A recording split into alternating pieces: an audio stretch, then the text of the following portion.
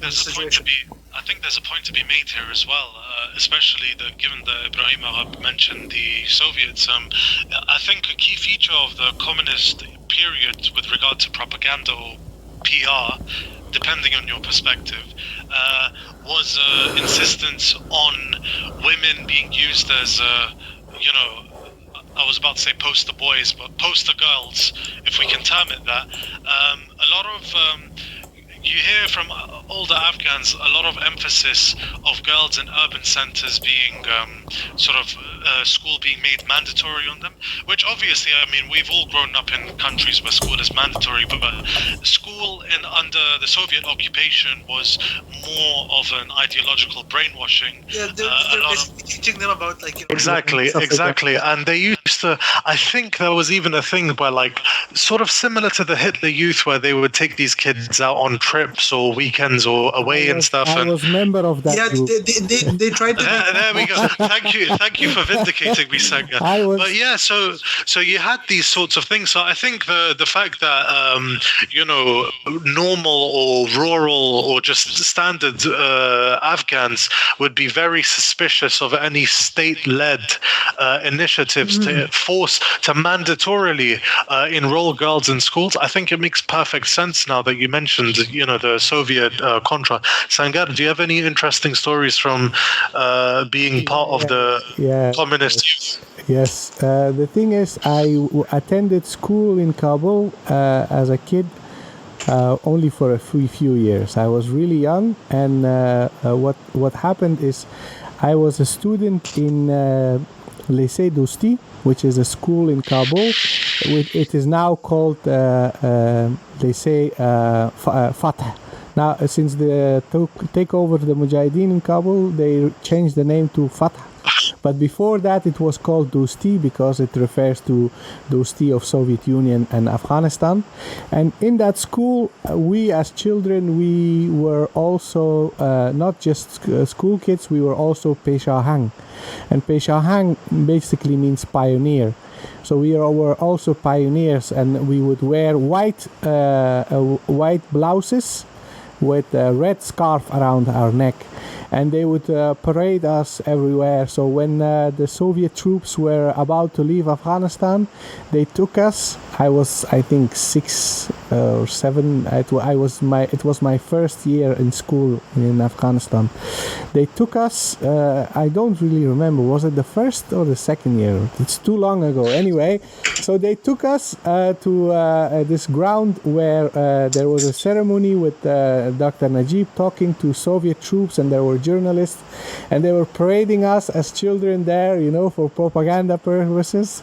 And one of these Soviet soldiers, he picked me up, and all these journalists surrounded me, and they took picture of me. And I don't know, this picture is somewhere in an archive, but I was really small, and I was wearing a red scarf and a blue, a white blouse. And these sort of things happened, in Afghanistan. During those days, it was a very deliberate attempt to position the state, the secular communist leftist state, as a proponent of education, and anyone who opposes the state is against education, is against enlightenment, and they are all savages and they deserve to be bombed and killed. Yeah. This is the same sort of rhetoric we see today. So the response to that article in Foreign Policy yesterday, a lot of the response is stems from that particular mindset that Taliban, obviously Taliban would never allow their daughters to go to school. They're all savages and animals, and they want to kill women. They won't allow any education. Yeah, it was very concerted propaganda, and obviously it was very effective too because it isolated them for so long. Yes, and the irony is that it was the same propaganda that was used against the Mujahideen. Yes. In the 80s, at the time when the US was on the side of the Mujahideen. But because internationally the Soviets were generally condemned at that time. Soviet invasion was generally condemned. So people didn't they didn't really look at this aspect. You know, this has taken me back somewhere else, but a lot of the times you'll find that Afghan diaspora youth, obviously they're upset about their country and whatever, but there's this particular song, and in the 80s there was a real emphasis on music. Yes. To sort of push forward Communist Party talking points.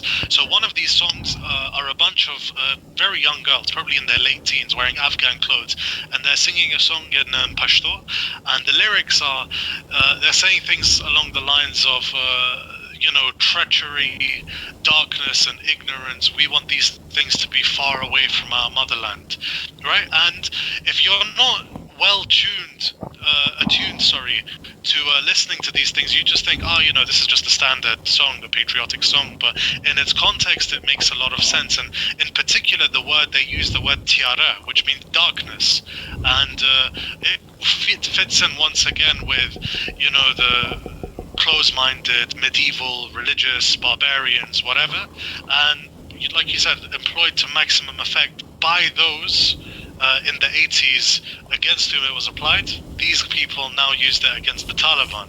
And it's funny once again because Afghan officials abroad, oftentimes they'll echo the same sentiments. You'll hear people saying, Islamic terrorists, Islamist fanatics, these sort of, really loaded words they'll be using abroad, and at home they'll be saying it's our duty to fight against the Taliban, not just nationally but religiously as well.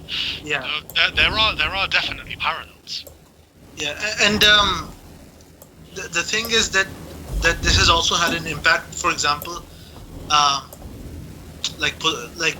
this sort of disconnect between the 1980s and the 2000s has had an impact in the sense that a lot of for example, American or British or whatever, a lot of people who used to like the Mujahideen, and then they come to Afghanistan and say, it's this backward or whatever and barbaric, and then they retrospectively start sympathizing with the Soviets, and at least they brought some progress or stuff like that. And there's quite a few writers actually. One I think it's Michael Parenti, who is he's basically a tanky. You need to explain what is a tanky. You need to explain what is a tanky. Yeah, I'll be honest, I've heard the term, but I don't know what it means exactly. A tanky is basically it's basically used to refer to Stalinists, but people use it to refer to people who are just cheerleaders of the Soviet Union. And this is generally Westerners who are cheerleaders of the Soviet Union. It's sort of the opposite of a neocon or whatever, But a lot of these people have started to become more prominent, and there's it's either Christian Parenti or Michael Parenti, one of the two. They wrote an article in I think it was in the Atlantic in the early 2000s when the war was still ongoing, the American contribution especially, and they were talking about how actually under Najibullah it had actually been much better because the state was taking care of the kind of progressing society or whatever. And I was and you can even see this in politically, because a lot of especially the technocrats, but a lot of the officials in Afghanistan who are now prominent are especially Hanif Atmar, the current one of the two foreign ministers we have. Yeah, exactly. So a lot of them are former communist officials or communist soldiers in some cases. So there is this sort of, I guess you could say it's like you were saying, Afghanistan, there's a lot of side switching. So I guess you could say this is just another case of where former jihadi leaders like Sayaf and former communist officials. I'm glad you mentioned Dr. Najib, because we were speaking sort of about the sensationalism in Western headlines, and you mentioned the whole at least there was progress of society and all of this. But if Dr. Najib were alive today, he would be derided worldwide for being an Islamist fanatic because he actually made Islam the state religion in Afghanistan. Yeah. He made the Islamic testimony of faith. I believe he put it on the flag. He described, by all definitions of the word Islamist there is, which, in my personal opinion, usually are quite ludicrous. But he ticked every box there was for Islamists. Yes. So, despite being himself very secular. committed communist, right? Yeah, exactly. but that what's interesting about him is that in the last days of his life, when he was confined in the UN compound in Kabul, he would pray 5 times a day, and he would also even pray tahajjud. The people who are captivated along with him, I spoke to them, and they would tell me he was very, very practicing, observant, and and that's one of the things about politics, Islam, and people, is that when we talk about Taliban or any other group in Afghanistan, when some group presents itself in a certain way, we have to discuss about what is apparent, what is evident, and exactly. that what is evident and what is apparent is things that we can see with our own eyes, what we hear, what about people's religiosity, their beliefs, and how pious and how observant they are. That's a totally different matter, and that shouldn't even be discussed. So what is evident is that Najib's government made a 180 degrees turn from his previous positions, and those positions that in the 80s were seen as progressive, today they would be considered Islamist, and that's how absurd and bizarre it is. And Najib did this in I believe it was in 87 or 88. Yes. The reason was actually the counterinsurgency, because he wanted to win True. over Saleh Milli, Yes. national reconciliation. Yeah, exactly. Yes. And actually a lot of the major militia commanders in Afghanistan, they were they used to switch sides back and forth. So it was also a political move in that sense. And the other thing with the Najibullah specifically is that he was I think he when he was young, his family or something were very close to Sibghatullah Mujaddidis at that time. Yeah, something similar. I've yes, also heard true. that his father was a mullah. No, not a mullah, no. Maybe But not a mullah, but I think he might have been a follower of some tariqah or something like the that. thing is he's originally from Syed Karam, and the Ahmadzai of Syed Karam, these people, that basically mid to South Paktia, most of these people, they're very much influenced by these Sufi turuq, and they're very, Sufi in their religious experience. So, and they're all very, somehow tied to either one peer or the other peer.